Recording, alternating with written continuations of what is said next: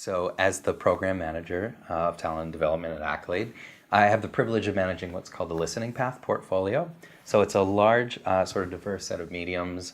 Some are more human touch focused, person to person. Some are more digital applications, software, and then some are more communal, groups coming together. So executive coffee chats, town halls. But TINYpulse plays an integral role in the digital side of that. And what we've been able to achieve is closing a few things. One being the power gap, so making people feel totally close to senior leadership and executives, or close to a solution, if you will. In some ways we use it as an innovation and an idea management chamber by sort of remixing the suggestion wall. And that's really, really cool because people can get real-time feedback and a crisp feedback loop closure in ways where they'd have to wait for that normal yearly deep dive survey and other organizations that do that. So we've really been able to achieve communication gains and engagement gains just by scaling it at large through TINYpulse.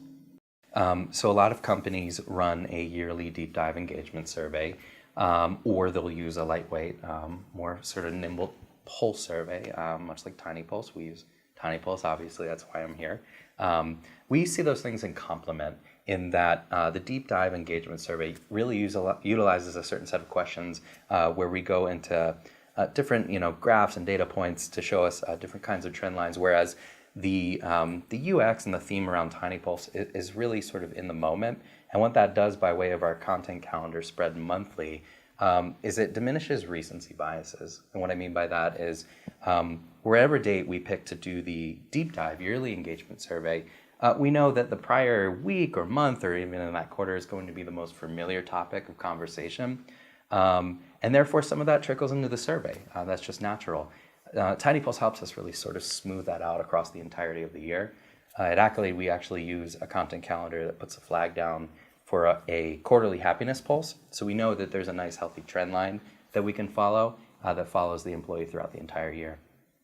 So my job is sort of organizational storyteller, if you will. I get to sort of take all of the insights, interpret them, organize them, put them into different categories for tagging purposes as the super administrator, if you will, which sounds really fancy. But what I've come to realize is that it's an absolutely collaborative effort in that the community that I bring with me helps me get the right feedback loop going in a really purposeful manner. And what I mean by that is if I were to just tag executives and send the results straight to them, there would be awareness, there would be some sort of feedback loop closure, but the boots on the ground insights that we get from our partners, be them HR business, partners in the different field and business units, be them senior leaders, right, different layers beneath, the diversity of thought and the voices that all come together by way of my tagging and also sending out our custom monthly wrap-ups to all of these folks and include all of them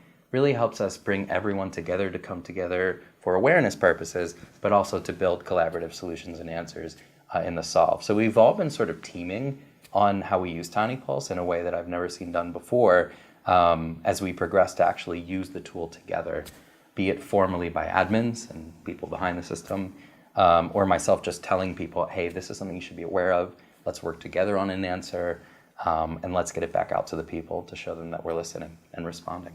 So I think TINYpulse, for one, has really helped us smooth out what we would refer to as the employee voice continuum, in that we want all of our leaders, by way of leadership development, inherent emotional intelligence, just to be awesome at what they do in person, right? To do what they do best, but also lead and motivate and inspire people. And we're expecting them to do this day in, day out, right? And so if there's a one-on-one or a check-in opportunity, place to go to a leader to have a conversation, formally or informally, water cooler chat, we would love for that to happen, but that's not always the case. We think of the continuum as first going to your leader or peer, and then TINYpulse really sits as this glue in the middle between that conversation, which we would consider safe, by way of anonymity or by way of just keeping things behind closed doors within our own house, if you will. And then the third component to that is before we would want you to go external to market and say on a Glassdoor or a forum or a board in your own social network, here's all of my feelings before I have had time to validate, vet, clear through things that might be misinformation, communication gaps, That's something we wouldn't want you to go from 0 to 100 on and go right out and share your message and all your thoughts and feelings, where some can be totally sussed out, vetted, closed, listened to, heard, validated, what have you, through TINYpulse. And that's what we call the continuum. So we go from our leaders wrapped around TINYpulse, but mostly through TINYpulse as that safe, anonymous space to get quick answers, to really vent, and then, at some point, obviously, to market. Hopefully they're all the best stories, right? The thought leadership. But we want to make sure that there's a true sort of current that runs through all of those three to make sure, like I said, that we're diminishing misinformation, or that people are feeling like they were heard and validated before they actually say, I was ignored and now I'm really frustrated, and everyone should know about it outside of the organization. TINYpulse makes my job easier pretty much on a daily basis. I will say that one of the highlights so far in my time at Accolade and in using TINYpulse has been that we were able to sort of remix TINYpulse through the suggestion module to create our own homegrown innovation chamber and idea management program we call Bold Ideas. And the cool part about that was we had a lot of vendors who came to us with Shark Tank-like programs and consulting packages and softwares and applications, and with bigger ticket prices. And at some point we said, well, TINYpulse is already sort of our community-driven engagement tool. Why can't we just use this tool, rebrand it, make sure it jives with our culture, and wrap around our own proprietary processes within the TINYpulse world? And so what made our job easier was saying, we already have this tool set up, this sort of language of the organization already ingrained within people who know, hey, TINYpulse is the Accolade way. And all we did was say, with no overhead, we could actually just flip the suggestion wall from saying, ask any questions or put any suggestions up, to sort of reframing and retheming it by using innovation and idea challenges.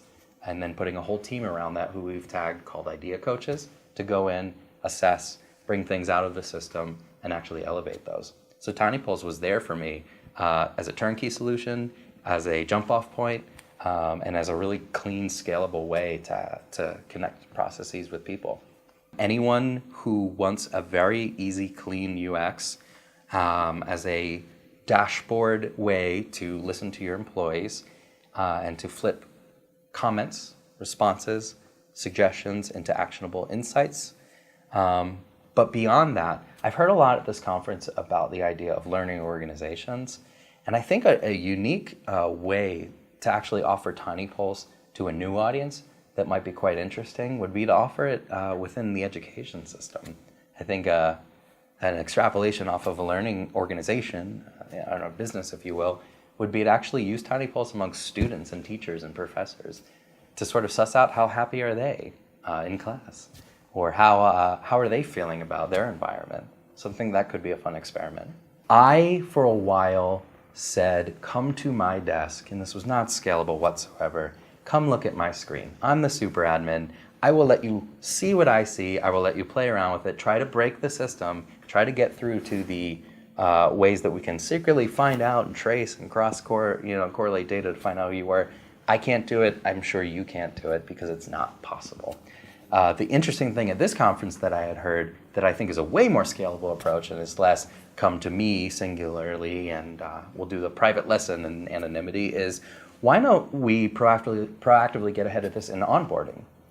We could broadcast as admins the screen that we see. We could talk about what is expected of us, what is expected of respondents, how the system at play works, and actually show you as we walk through how we interpret data. This is literally what we're seeing as super admins. And again, proving that it's anonymous 100% through and through.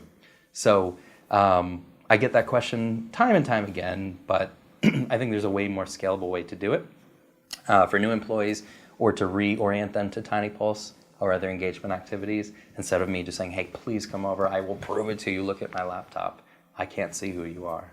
I think what we've tended to turn to was transcending the system and keeping things bottled into the nice, neat packaged digital platform, and bringing things in a very excited manner outside of TINYpulse, in the sense that We haven't yet trialed, and I would love to do the brought to you by TINYpulse stickers. And I think there's a little bit of humbling that we in the people and culture team, that's what we term HR at our organization, do, to say, we don't want to build a big neon sign that says, remember you asked for it? Well, we delivered. How great are we, right? This is your tool that we're sort of administering. But the way we excite people, like I said, was we rebrand within our own language of the culture of our organization. And we really celebrate wins outside of the system. By way of, like I said, the suggestion module, bringing those ideas out. We've actually used our internship program as a way to ideate a little bit more outside the system on the bold ideas, and then build them and present them back to executive judges. And then say the original respondents, we call idea champions, hey, look how far it's come from this small little suggestion in TINYpulse. We also bring cheers outside into syndicated screens that we have in every office. We have rotating cheers to make sure it's visual, right? It's 3D and interactive. And those cheers are also brought into performance conversations. I have a lot of leaders who ask me not just how many were sent, but what was the type of quality that was received. So I think the more and more you can bring things from the system outside into other processes, that keeps it alive, that keeps it fluid, but it keeps it more exciting because there's more stake and more motivation to keep it going. How have I been regularly able to manage all the feedback I receive? That's a great question. I think when the net result of anything that ties stress to time management, I sort of flip my perspective on, you can always make time for things that you really need or want to do that motivate you. TINYpulse is a tool that motivates me. So while it might seem like we're getting a flood of feedback, I get really excited about that, right? I find that sort of challenge to break into what is the root cause behind some of these comments, rather than taking things verbatim at surface. I love the challenge of, hey, we've just released a new question, and what will the first wave of responses be? Who will think a little bit more about their responses, take a little more time, and then come in for the second week or the second wave. So I think that the way I manage it is I'm just really in tune to it. And so I've created a muscle where it doesn't actually feel time consuming or like work. Like I mentioned before, by way of the UX being super clean and there being not a ton of widgets and bells and whistles and TINYpulse. The other thing too is that you have a really nice, easy dashboard and place to go to understand how to organize things you want, how to get reports out of the system that you need. And so it doesn't ever feel overbearing. So I think once you get a muscle for how to use the system and actually get motivated that there is a feedback loop within your organization, it doesn't ever really feel time consuming. It feels like an activity that can be challenging, but also rewarding, that I'm up for. We don't actually use the Wall of Wins feature. Again, I think one thing that's funny about us is we do a lot of really cool, pioneering, innovative work, but at the same time, we're super humble about it. So every word matters at Accolade, as I had mentioned. When we heard wins, to us, wins is like, knocking it out of the park. And so the things that were probably wins, but we considered to be just every day selflessly serving our employees and being really good people champions. It was funny, we were like, I don't know what would make the win wall, because this is just part of the game. This is table stakes. This is supporting, our fellow team members. But I will say though, the suggestions that turned into bold ideas, so those ideas that were a little more imaginative, a little more out of the box, those are the real wins that we've just sort of remixed and rebranded to come away with ideas that can be now put into what we call an innovation loop and then put onto our roadmap for execution. We are, I think, and I mean, you can quote me on this, but I'm almost certain we were the first user of Slack integrations. I think you can still find my face on the website, maybe somewhere if you search in the interwebs of tinypulse.com, but we love the Slack integration because all we're trying to do is nothing much more complicated than meeting people where they work. And we have a lot of people that converse and connect and work within the Slack environment. And therefore, to disrupt them to go over to Outlook or desktop, and especially now we bolted on the SSO integration. So prior to having Slack and having single sign-on, it was, here's an email, click the link, you have to log in, oh, it's a custom login, and it was just all of this noise that people were like, I don't really, the juice isn't worth squeezed, and metaphorically speaking. And so with Slack, it sends a message and a ping right through a Slack bot directly to where people already are actively working. It is a super easy click through, and we get the results beamed right in. And I can say for sure that it's increased our participation traction at least by 10 to 15%. It's going to sound like a generalization, but honestly, like the best wins for us are understanding, when there was unhappiness and actually doing something about that. But having TINYpulse be a really viable data set and point to further validate and echo the truth in that by way of that safe space anonymously. So it's, to me, I could pick like this idea came to life and this idea came through the suggestion wall. For me, I just saw a year of intense experimentation, again, being an innovative organization, and watching the happiness survey come up and then come down a little bit and come up and come down. And there was a point in the year when it was down, and I watched our executive team really, not in a sense of overcorrecting, but really get keen on this is a time to pay attention. And TINYpulse was an absolute source of truth to say, for the majority of certain parts of our organization, when they came, like I said, to an anonymous medium and felt safe enough to put their real vulnerable thoughts out there, this was a time for us to say, yes, we really need to act on this. And then there were some organizational processes we changed, some things that we had manipulated and moved around. And I think it was just a macro win to say, overall, I could pick and choose all the tiny, fun little things we had. But I think overall, just watching people at an executive and senior leadership team level really pay attention to the trends in the happiness, even when they were 0.5 altitudes here and there, say, hey, if we were dipping, we're not going to let this thing go. We're really going to act on it. And so that was a really proud moment.